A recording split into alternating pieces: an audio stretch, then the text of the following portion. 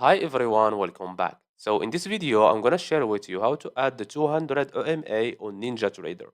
So just follow me and follow the steps. It's so easy and simple. So first of all, open your NinjaTrader, then go and click on this icon right here, indicators as you can see.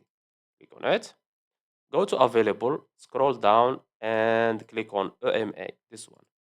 Click on it 2 times. Now go to period and type 200.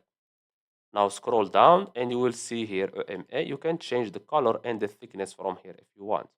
So click on it and choose the color you prefer. So I will choose, for example, this magenta. We have here width. This is for the thickness. I will choose 6. Click on apply. Let's make it, for example, 4. Okay, I think this one is much better. Now click on OK, as you can see. And that's it. So I hope you found this video helpful. Don't forget to give us a like and subscribe. Thanks for watching, and see you in the next one.